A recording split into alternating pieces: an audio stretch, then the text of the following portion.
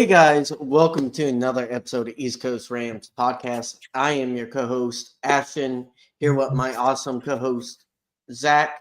How are you doing, Zach? Enjoying this nice summer weather? I just beat COVID, so I'm feeling a lot better. Uh, man, that sucked.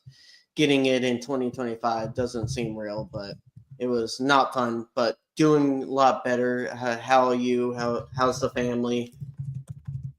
Family's doing great. It's been a busy summer. Summer's actually officially coming to the end, at least for our school year. Kids start back up here in 2 days. So, yeah, we're wrapping things up summer wise, but still just trying to enjoy every minute we can. But man, am I so excited that we are talking Rams. Just more and more stuff keeps coming out every single day with training camp, jersey news. We got so much to discuss in this jam-packed episode. Yeah, and plus we have the first preseason game going on here tomorrow. So looking forward to watching that and just wanting more until the actual NFL season and get to watch some of the Rams play in our preseason games. But first off, guys, if you're watching live, feel free to comment down below what has been the kind of biggest shock during the training camp, or what's something you guys are looking forward to? Are you looking at the wide receiver snaps, the running back share? Just let us know down below. Comment, like, subscribe, do all that fun stuff. And comment as we talk live, and we'll try to respond to that. Yeah, so let's first talk about Matthew Stafford. Let's talk about some good news with Matthew Stafford, and then let's talk about some not so good news with Matthew Stafford. First thing that I want to bring up is that he was ranked. I'm gonna throw this up here, maybe. That he was ranked 59 of the top 100 players in the 2025 season. This is interesting. I'm glad that he's still in the top 100. Kind of surprising, though, that he's at 59.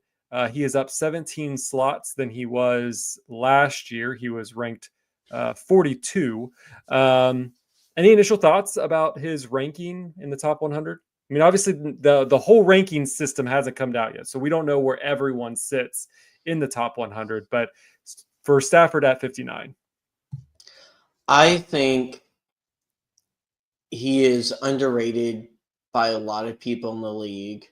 I understand, given the season and the situation we ended with last year, how the offense was, why people would kind of discount him. Frankly, it's kind of a miracle, Zach, that the offense was able to move the way it was for most of the season, given the injuries, given kind of turnover on offensive line. A lot of quarterbacks wouldn't have been able to manage that and kind of keep that ship rolling for the most part.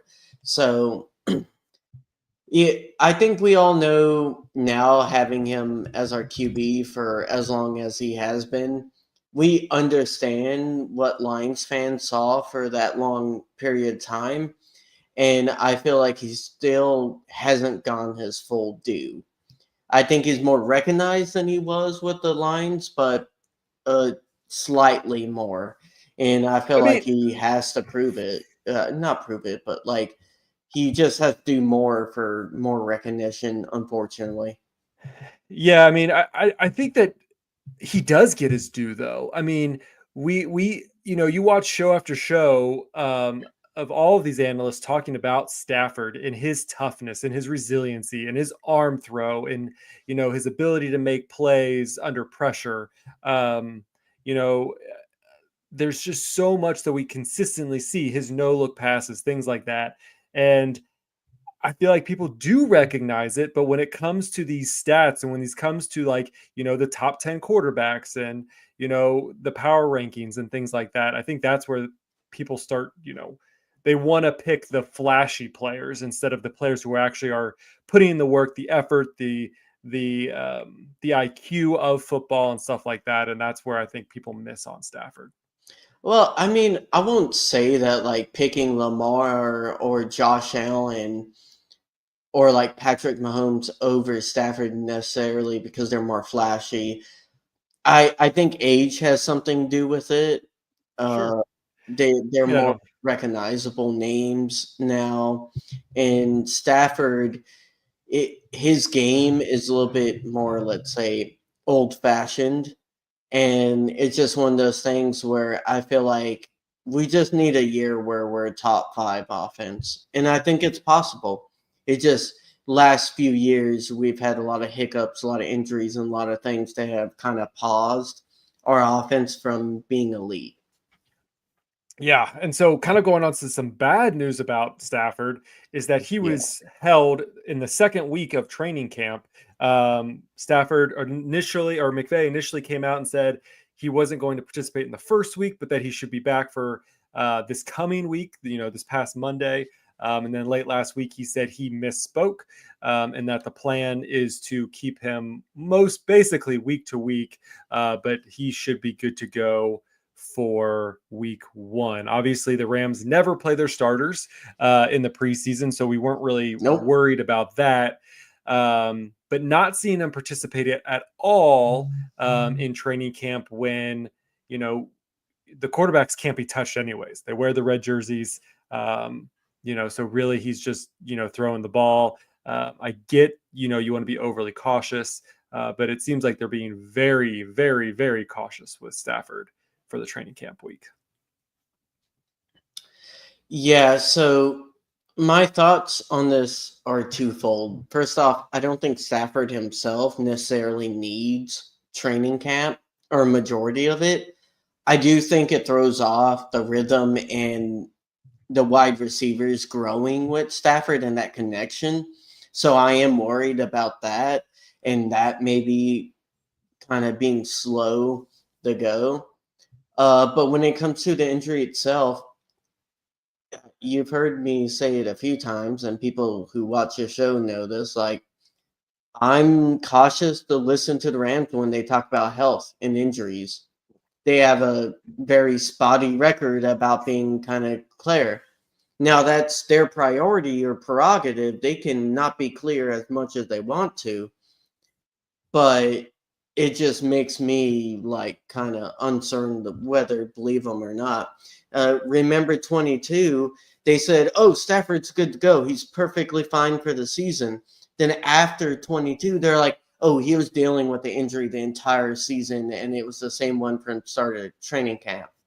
It's like you guys can't do that, and you can't Yeah. just straight up lie. And they And do that sometimes. they do. And I even, when this came out and Sean McVay said he wasn't going to come out, his words were saying the right thing. If you just read his quote, it sounded like everything was fine.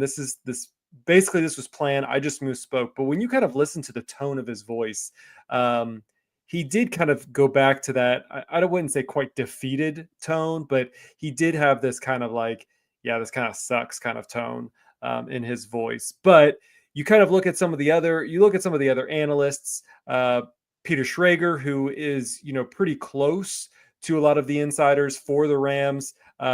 He came on the Pat McAfee show, and he also stated that, the Rams organization isn't really concerned about it. I don't, for whatever it's worth, I don't see those kinds of insiders, whether it's Peter Schrager or Adam Schefter or anybody else. If they were all coming out and saying, no, this is a big problem, I think that's where we should focus on. But we really haven't heard all that much other than the Rams are just trying to be cautious. I won't be worried unless that they move the goalpost in like past week one. If he's not playing week one, I'm getting worried. Oh, I would definitely be Yeah. very worried. Obviously, we have Jimmy G, who I think, as much as I've always been a grandstander for Jimmy G, I think that he is the best backup quarterback in the league, or if not, top three in the league. And I think that he could do a suitable job if Stafford had to miss some time this season. Um, but I don't want that to be week one, because then I feel like we have a bigger problem on our hands if Stafford does Yeah. indeed miss week one. Yeah, I mean, we'll see. I'm like I said, I'm not worried about it, but hopefully they just tell us truth or don't tell us anything because I don't like being lied to. Just say you can't say if you don't want to say it, right? Like Sure. that's pretty simple, but yeah. But we'll see how it goes. So, do you want to pivot to training camp next? Yeah, let's definitely talk about training camp. So we're in what, day 7 of training camp as we Yes, record on one padded Wednesday. practice. Yeah, I'm one pretty padded sure. practice. So it's if you guys are in the comments, please comment that if you guys have actually gone out to training camp and tell us what your experience was.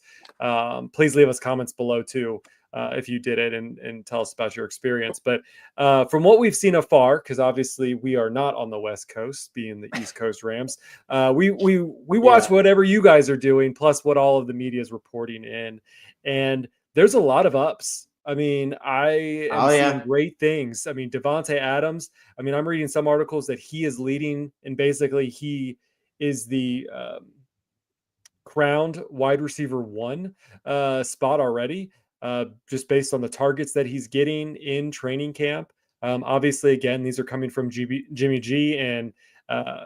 Sensen Bennett, but just being able, I mean, there was a lot of fear in him coming in. I think there's a lot of hype, but also a lot of fear in potential injury. Is he, he is in the, the older tier. I mean, he's in that Cooper Cup age, and, we wanted to move on from Cooper Cup because of age and because of injury. But I think that he has shown a lot of explosiveness, a lot of hype. And I think is going to be a good mentor and a better mentor, or a different mentor that Puka and the other wide receiver core needs. Mhm. Yeah, I think Devontae is going to be a critical part of this team turning around its red zone woes. Bottom 10 in the league in red zone percentage. I think they only converted like 45% of the time. It was Yeah. atrocious. I mean, they were, I think I saw 27. They were ranked 27 of 32. So Not good. bad. Not good, Zach. And Not I feel like and this is a team that almost could have won the Super Bowl, even in that having that failure rate of a red zone. They were yeah. so close of getting to Pittsburgh, Well, but it, that's the problem. If we could have done so much better if we had a better red zone conversion.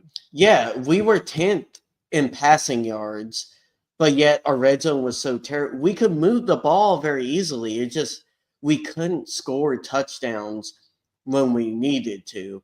So I think Devontae Adams brings other element to that. Means you can't double cover Puka as much, and on top of that, I feel like he can help show Puka different types of releases and where I think Cup was better at how he did his route tree at the end of the like route.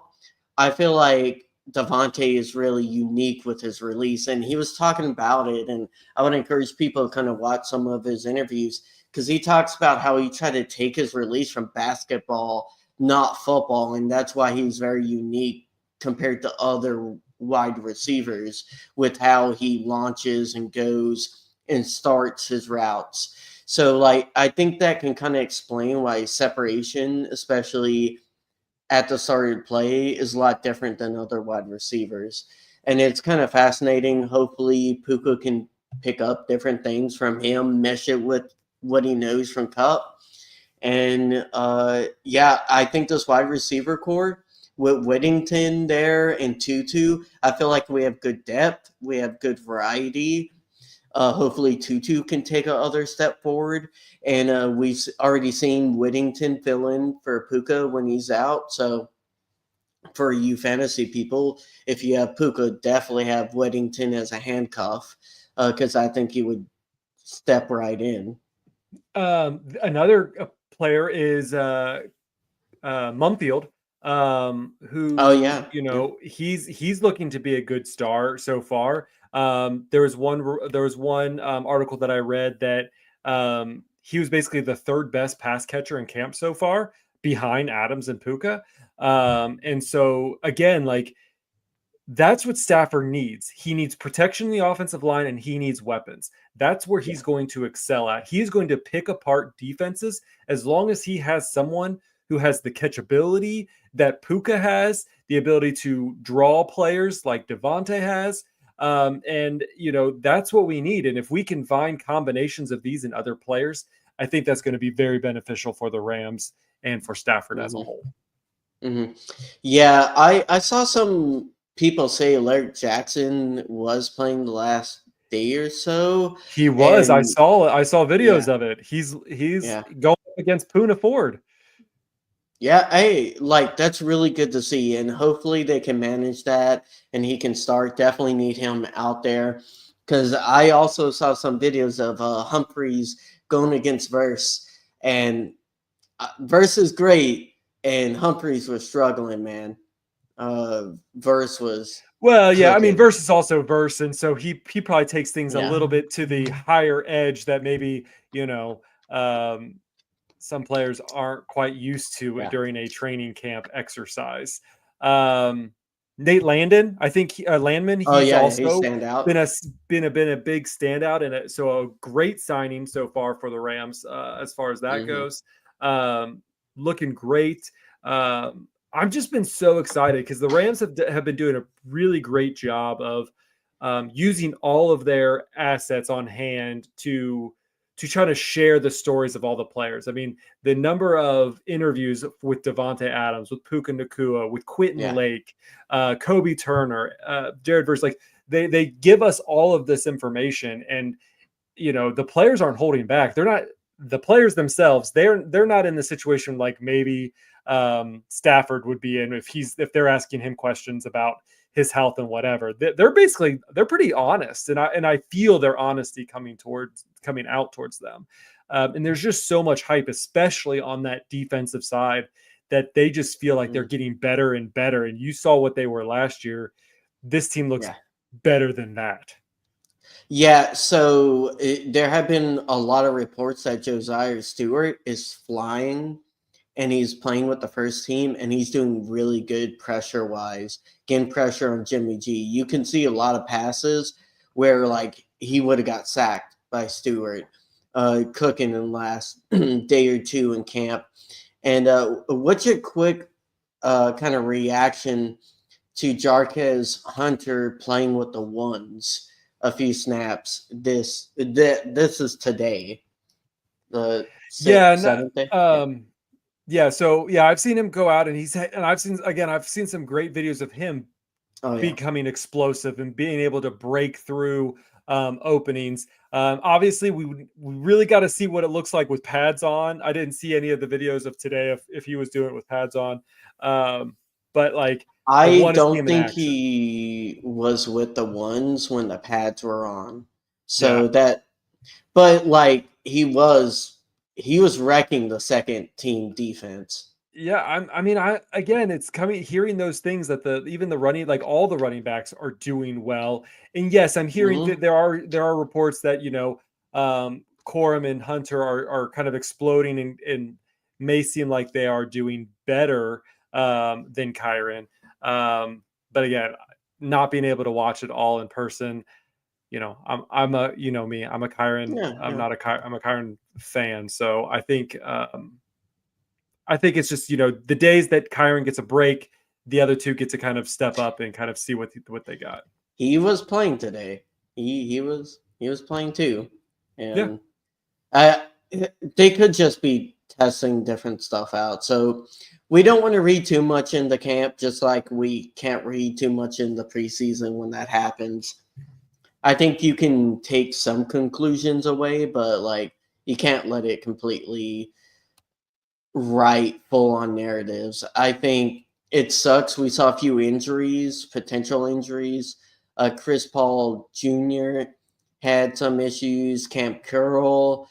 I think I saw some reports Jalen McCullough was lining up as a linebacker, as kind of like a star pseudo linebacker. So that's something to look out for week one if they continue to do that. Uh, who else have we seen? Punt return duties have been apparently and kick return split right now between Xavier Smith and Britton Covey.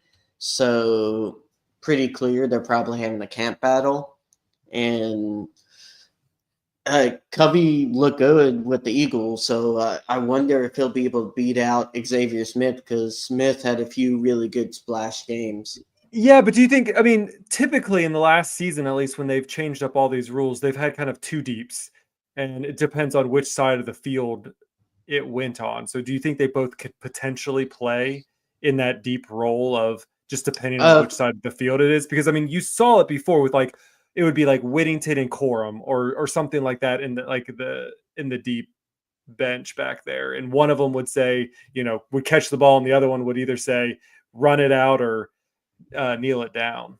yeah, they're not running out kicks. This team is never gonna run out a They kick do it. They unless if do it occasionally, but it's very it's rare. very rare. It's like desperation. It's only when they think it'll be on the 1 yard line, basically.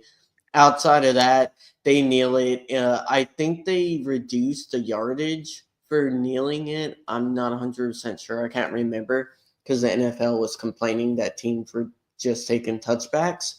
But either way, the Rams are very passive when it comes to that stuff. I will say for punt returns, I wouldn't mind having both out there. I just don't know if they have the roster slots, Zach. Like how, Sure. because like tight No, I end mean wise, are they going to take 4 or 3? I think running back wise, they're going to take 4. I would be surprised. They might put Ronnie Rivers on the practice squad. So like how the roster math works out, yeah, I it's gonna be don't weird. know we have enough space for both. Right. No, that makes sense. It makes sense. Yeah. I'm always curious about that math. I mean, I would assume one of the running backs would be that other secondary. Just like I said, Right. usually Yeah. it was uh, one of the running backs and a wide receiver. Uh, Dakota, yeah, yeah. Jermaine. I would definitely say that would be the 6, and then they would keep one of those on the practice squad. They might not be able to keep Covey, to be honest. I think they would be able to keep Xavier Smith potentially, if they cut him, but we'll kind of see. That's kind of getting into the weeds about the roster math. The one thing that I will say about the training camp is just the amount of how much the players just seem to love to be a part of this team. Obviously, Yeah. you see players, like Kevin Dotson coming out in full like dyed his hair Rams horns and stuff like that. Like, you watch other teams and there's some chipping going on at these like training camps with battles going in their own teams, and weird things happen in Chicago and stuff like that. And the Rams just seem to be like one tight knit family. Whether players have gone or stayed, there is Yeah. just a uniqueness to Sean McVay and the culture he has with the core players and the core coaches that he brings on the field. Yeah, we reiterated it. This culture, for the most part, is very well ran. It seems like it's a very professional organization that is goal oriented, but for the most part, they do a good job putting the players first outside of a few things like facilities and stuff like that. So they have some places where they can grow, and hopefully, Kroenke can stop kind of cutting the budget when it comes to the facilities and get that training facility fully up and running for them. So, Yep. oh And I don't. yeah, yeah. Tay talking high Konata. Yeah, I've seen a lot of players kind of compliment him, and it is just Zach. When you look at the last 3 drafts, if Konata on top of like the rest of the draft hits 3 drafts in a row, would you say this is like in Rams history one of the best stretches of drafting by any GM? And like we've had our issues with Snead drafting in the past, right? Like me and you have been openly critical about Yeah. how he is drafted, and he hasn't had the prettiest draft classes. I think it's the combination between McVay and Snead. I think Yeah. that is what's taken us to a new level. I think in the early Sean McVay years, it was Snead kind of doing it himself or doing it with his team, with some input, obviously, from Sean McVay. But being so young, I don't know how well that was, who was making all the final calls there. I think now they have this ultimate partnership. And I think Snead has developed his core crew more. That has definitely helped in that situation. Oh yeah. You want to talk uniform? Oh Oh, god. yes. Okay. So, Uh, Eddie, do you want to talk anything else about training camp? I mean, we love seeing what all the fans have been going to. I mean, they've been getting the love from the Rams family, players, coaches, whoever. They're all excited about that. Ferguson has been doing good too. Ferguson has Ever since also he been good. signed his contract, yeah. Yeah, That's glad about that all. was over. Glad that was over. That he was not holding out on the Rams for Yeah. training camp, but that was more a procedural thing because of other players than really him himself. Yeah, other So teams ruining it for us, Zach. really, all right, you good with that? Good with training Yeah, camp? yeah. All Time to right, so talk let's talk about our about. favorite thing. We are so excited to talk about jerseys. More Uh, jersey news. Well, maybe I'm more excited to talk about it than Ashton is. But we're finally going to get another rendition of jerseys. I know my man Dak out there. We're fighting the good fight of the Rams don't have bad jerseys. I have said this. I don't care they if it's a don't. rebrand. They don't have bad jerseys. Bone was great. Modern Throwback was great. I love their I like blue. both. I would say the only thing that I dislike is the gradient on the numbers for the blue jerseys. Other than that, little pickiness of it, I love them. The blue and gold, that's what got me being a Rams fan. Love it. So I don't think the Rams can really do bad. So let's talk about the potential. We don't have the official yet. We still have to wait just under a month now to see what these jerseys will look like. But the Rams have revealed that they will be taking place in the Rivalries jersey. So basically, two divisions over the next several years will be having them. It's going to be the NFC West and the AFC East are the two divisions that are going to be having the rivalries this season. The Rams rivalry will be against the Seahawks for the November 16th game. The Rams did release a video, which I will play for us so we can kind of talk about it as is. But this is the reveal video. If I hit play, where you get Jared versus jersey goes to dark. We get a black coverlay and then a conversion from white to black. And then here, this is I'm going to jump back here. This was causing chaos that whole day. Wondering, they're going to have a black jersey. They're going to have a black jersey. And so as I do, I like to kind of, or as both of us tend to do, we like to try to mix things up a little bit on our socials, try to, see what people think. And so I said, is this black or is this midnight? Or what is midnight? Is midnight black or is it blue? Obviously, it's to the eyes of the beholder. But that inside with all of the black on the outside, you can definitely tell that it could be black, but I don't think it is black. I don't think it's black. If you go to one of our other followers, Ian, he says he did a vivid on his Pixel, and that is blue. That is clearly a dark navy blue, and I could not be more excited for a dark navy blue gold combo than I am for a black combo. The Rams aren't a black; their colors aren't black at all. This seems right to me. This seems right to me. What are your thoughts? Are you pro black jersey or this is what you're throwing up? Are you pro black jersey or pro blue midnight blue I just jersey? had to do this. So this is Zach talking about the blue inside the logo. Oh, I love it. I love the debate going on. okay, okay. First off, first off, there are a lot of people taking this way too seriously. Let's first say that, Zach. Who We is had a lot taking of this way too seriously? some people are taking this way too seriously. Now, my personal taste, you know this, Zach. I really want an all yellow variant. I think my favorite jersey is the 2018 Color Rush. I know some fans hate that. To me, I love it. That's what I want. Push that aside.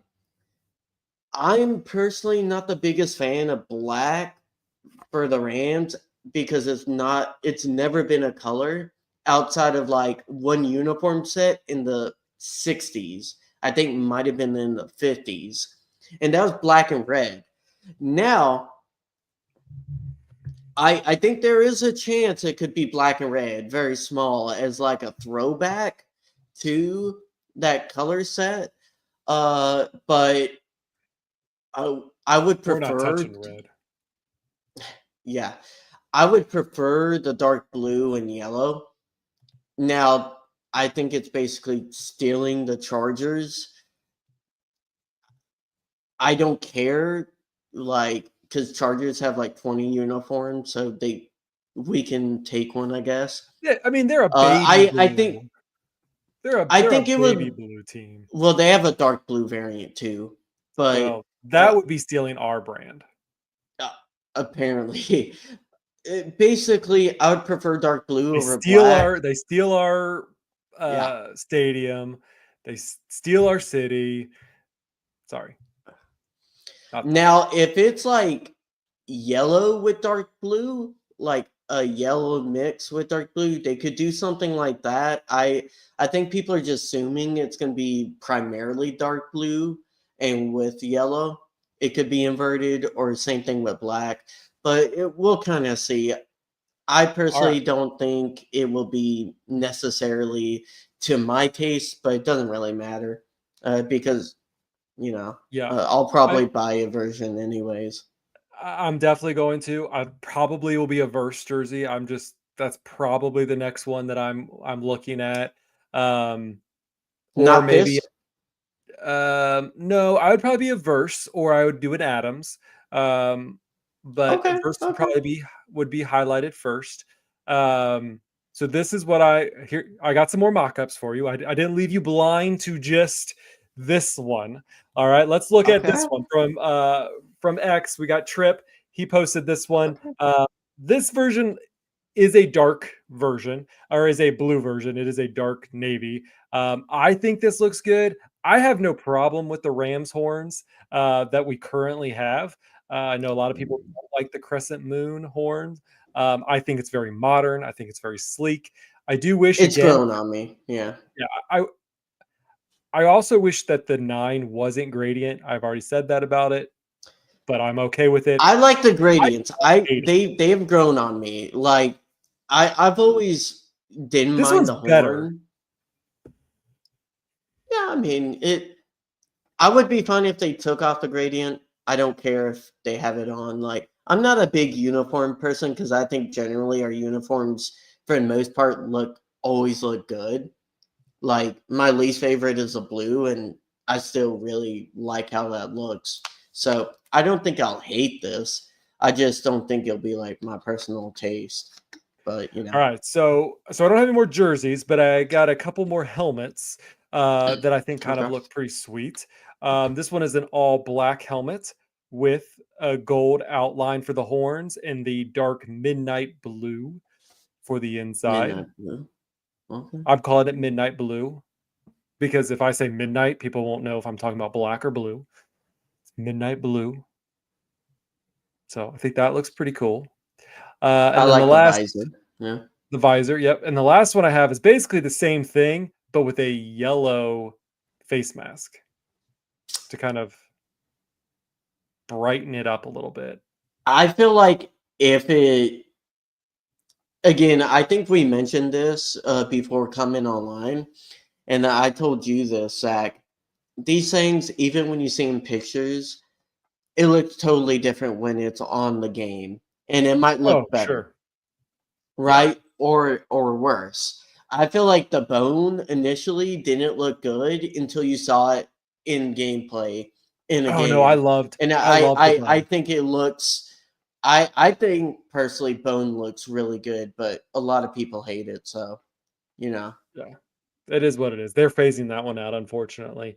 The one thing yeah, I will say that if we are going with this kind of dark tone color, why are we putting this at a 1 p.m. Pacific game, 4 p.m. Pacific day game in the bright sunlight? Like these were they're just this feels testing like to it's see if it designed. sells. I know, but it's like this is designed for a prime time game. Like that, like in the night with the lights, I just don't know why we are not putting this in prime time. That's just my opinion. I think that obviously you have to match it up and you have to have a rivalry. And so the Seahawks, they're not in a prime time with the Seahawks. I get it, but having a dark uniform, if this is what we're looking at, where it's going to be mostly dark with yellow accent, I feel like it should be a prime time Mm. game, not a 1 p.m. middle of the afternoon game. Yeah, I mean, we'll see. I think it'll look nice if like they do a darker blue and you have the gold mask and you have like gold gloves. I think it'll pop. It should pop, and we'll kind of see. I think it's designed by Nike, if I'm not Yes, mistaken, and it is. Nike's been hit or miss with their designs. So, Yeah. Yeah, I mean, and so it definitely says, well, I was trying to pull up what it was about. It's supposed to be a look inspired by the team's deep connection to the city of Los Angeles and the energy of one of the NFL's team's most intense division rivalries. So that is the kind of brand they put on it, which I don't know if I necessarily know if so midnight like, blue and gold. do you think like even if it's primarily black or like Midnight blue. whatever color it ends up being, do you think they'll put like graffiti on the jersey or like do something creative like that? Or do you think they're going to keep it plain and more like kind of like the mock up, like just normal Rams jersey? Or are they going to be That's playful? fair. They could be playful. It'll be interesting. I mean, if they do get playful with it, that would be very fun. If, like you said, they kind of had like a graffiti art to it, like the numbers would be Hmm. more like a graffiti style. I could see That that. I, The that would the be only neat. the only thing that I want to say is that the what I don't want is I don't want them to get too cutesy. This isn't NB. This isn't the MLB. This isn't the NBA. A lot of Yeah, times some of those places get a little too cutesy, and that's just not overcook the it. Yeah. yeah. So I don't want it to be. I want it to represent obviously the town and the fans that pour into this to this sport, but I don't want it to That be like who was it? Is it Green Bay that has that new helmet that looks like an old helmet? yeah. It's kinda weird looking, like, it looks too cutesy, like, it's that cutesy thing that I just am like, Yeah, no. I want it I like, this is a grown man sport, and, like, I just want it to be that. I the more I think about it and the way you say it, I think it would be awesome if they had the graffiti numbers front and back and the name plate is a graffitied name. I Yep. think that would be cool, right? Well, and I think that And just yellow, right? whether or not that's part of the jersey, I would be okay with because I think that's an interesting idea. But what they could do is that with all of the jerseys, they're also going to have the rivalry gear. So what the coaches are wearing and what they're going to sell to the fans and things like that, the sideline gear and all that. That's where they really could play into some of that more, cutesy, I guess, design or get into that graffiti design a little bit more and stuff like that. Leave the jerseys as kind of the classic with the color blend that you want, and then focus more on the fan gear as that more cutesy or more detailed look that you want, which they've done that in the past too. So yeah, we shall see. We haven't had real jersey news in a while. We were So supposed to this was have. fun. We were supposed to have a third New Jersey. I know it's actually 2, but it should have been 3 by now. We were promised like 2 by like 23, and when it's they been originally debuted it all out, they had century. like a plan. Yeah. Oh yeah, that plan doesn't exist anymore. I get it. I just personally like options whenever I'm buying jerseys. I love a different color palette. I like team be playful with it. So hold on, I was gonna try to see if I can try to find what we were looking for. Yeah, it was like 2020 we were supposed to have, the jerseys, and in 2021 we were supposed to have a new jersey, and 2022 we were supposed to have another jersey. So funny. We got the modern throwbacks, and they're like, that's good enough. The throwbacks look nice too. I'm really disappointed that they're phasing out the bone. I thought that was a nice, classy look. So yeah, they didn't sell, unfortunately. And the only problem is the bone pants didn't look good with anything else. It didn't really match. I will say that about the bone pants. Dak says he's heard that there's 2 uniforms in the works, the rivalry one and another one. I hope so. Yeah. I do hope that they do have another one in the works. I think they also probably have, I don't know if the helmet, the midnight helmet is also would be their alternative helmet. That's another one that I think that they also need to work with. Because I think they could do some cool things with the horns. Yeah, white, kind of like a whiteout style with white and blue. I wouldn't mind that. Or what if it's all white and yellow? Well, that would be definitely not the rivalry jerseys. Will not be white and yellow. Not rivalry. I'm just saying, like, but the other one, just spitballing here. Yeah. I don't know, but we will find out in less than a month. August 28th is when they will reveal, and I would assume merchandise will start being up for at least pre-sale, because they want to try to get these jerseys out to people before the November 16th game. So, cool. Anything else you want to talk about before we wrap this episode up? Former Rams running back Zach Evans played with the Rams in 23, retires from the NFL. So congrats to him on retiring. And that is about all I see. Manuel Forbes also exited with the injury, but I think McVay said none of the players that got hurt had anything of serious concern. At least that's what he says. So hopefully he is right.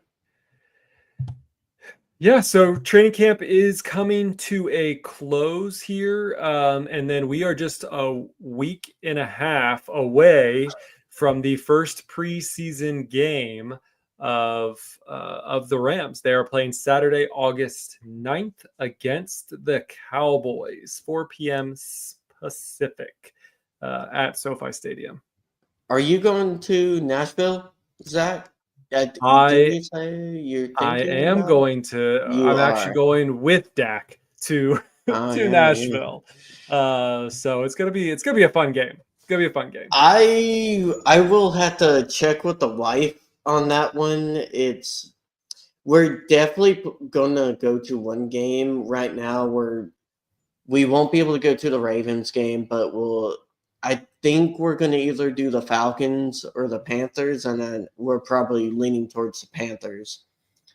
And when it comes down to, the Titans, we would probably have to fly because I'm pretty sure that's like a 10-hour drive for me. Yeah. Yeah, it's gonna be fun. I'm looking forward to it. Get to spend the weekend in Nashville. So Yeah, that it'll just take the wife of, talking with her and see if I can do it and pay for the plane tickets and stuff. So we'll see. I'll try since you guys are going, but doing a lot in the next few months. yes, it's gonna be a busy time over the next few weeks and few months. Busy. And Rams officially starts off. We are just one weekend away from having Rams football back. So super excited. Hey, we're 2 weeks from the first Rams game since our playoff loss. So get to watch your boy, Stetson Bennett, play. Yeah, it's gonna be magical. We might even get to see Dresser Wynn play again as well. You would names that you wouldn't think that you would repeat year to year, but Dresser Wynn, Stenson Bennett. Hey, UFL vet Dresser Wynn. And he didn't play Yep. terrible. He Yeah. didn't play terrible. He was like the 4th best QB in that league. Sure. Bryce Perkins, though, I kind of wish we would have Hey, re-signed him. I love Bryce Perkins. My daughter still has a He signed played hat by great. Bryce Perkins. I He will played a cherish lot that hat better. forever. He was throwing deep pretty accurately now against UFL competition, but he's definitely grown a good amount, and I'm surprised he's not signed yet on an NFL team. He's worth being on an NFL roster as like a practice squad guy, in my opinion. Yeah. He definitely who here thinks like Dresser Wynn is better than Bryce Perkins? Oh yeah, that's crazy talk. I think Um, Bryce Perkins is better than Stetson Bennett, but that's on a whole different conversation oh down the no. road. We will not talk about that today. All right. Well, so I think that's going to wrap it up for this week's episode of the East Coast Rams podcast before Ashton murders me. Thank you to everyone who supports us on the podcast. We had some great interactions today live, but if you didn't catch us live, you can always find us on demand on YouTube, or you can find us on Spotify, Apple Music, Google Podcasts. Really, wherever your podcasts are, you'll be able to find us. Please make sure you find us on all the major social media platforms. We are heavily present on X, or if you still call Twitter, whichever you prefer. We won't judge. Instagram, Threads. You could find us on Blue Sky as well. Find us East Coast Rams or East Coast Rams Pod, where we are there. Yeah, you can find Ashton on X at RamsFanAshton1, and you can find me at Zac Mayer. Woo! This has been a fun episode. Super excited. Oh yeah. Please make sure that you guys support us. YouTube.com/East Coast Rams. Please make sure you like and subscribe. Share the podcast with everybody.